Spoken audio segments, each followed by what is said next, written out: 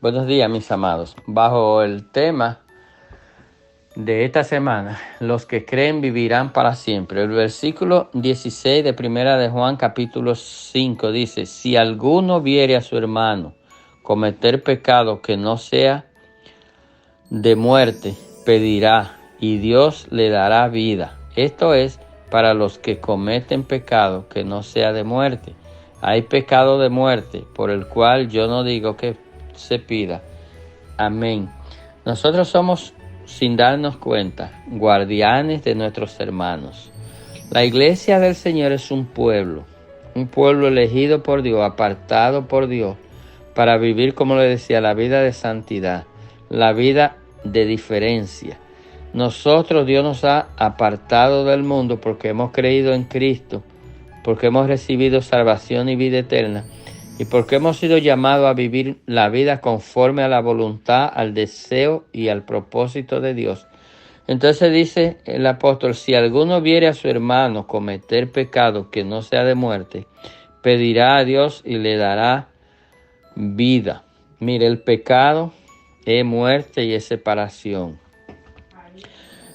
El pecado fue una sentencia de parte de Dios, un decreto de parte de Dios, y aunque andan algunos anulando los decretos de Dios, tenga cuidado.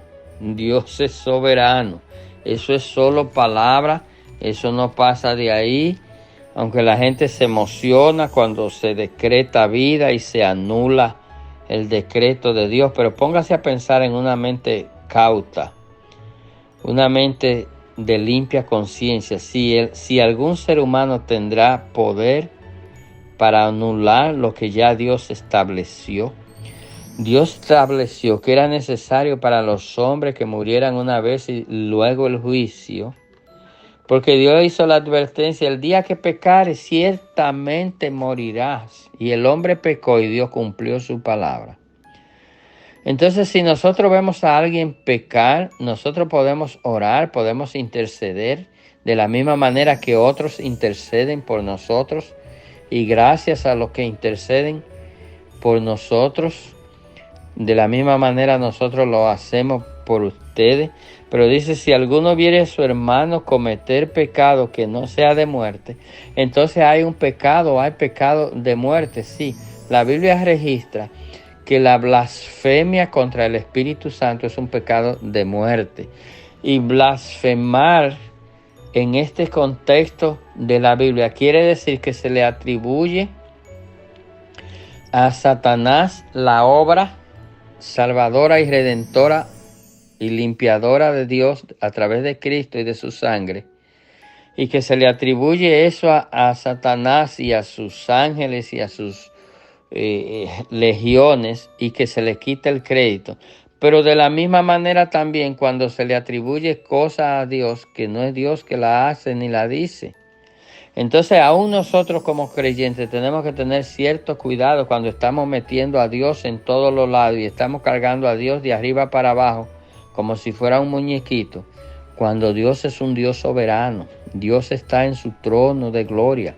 Jesucristo está sentado a la diestra de Dios el Padre, y el Espíritu Santo es quien está obrando en nosotros y con nosotros, que es el Consolador, el que fue a quien Dios delegó para estar con nosotros hasta el día de Cristo. Entonces nosotros no podemos estar cargando a Dios y a Cristo por donde quiera y como quisiéramos. Dios está en su trono de gloria. El Señor Jesucristo está a la diestra de Dios el Padre, y el Espíritu Santo intercediendo a favor nuestro. Entonces, esos pecados de muerte, ese pecado de blasfemia, mire, tenemos que tener cierto cuidado, y por eso es necesario que nosotros conozcamos lo que dice la Biblia, para que no nos dejemos engañar ni confundir. La muerte es un decreto de Dios. La muerte está y estará con nosotros hasta el día de Cristo. Y cuando Cristo venga y nos levante, todavía la gente que no se vaya con Cristo tendrán oportunidad.